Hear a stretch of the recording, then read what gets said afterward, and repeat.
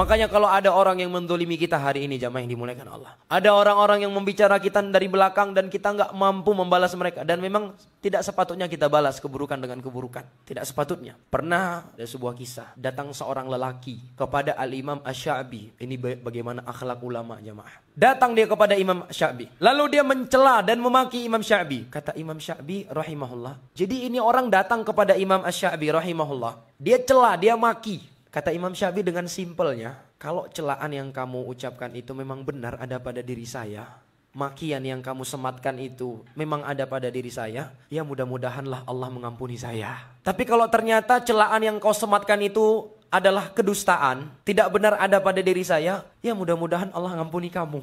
Masya Allah, subhanallah. Tapi ingat jamaah yang dimuliakan Allah, apapun yang kita perbuat ada hitung-hitungannya di sisi Allah. Ketika kita diceritain di belakang, digibahin dari belakang, ada orang yang mentolimi kita, kita nggak mampu membalas, jangan bersedih.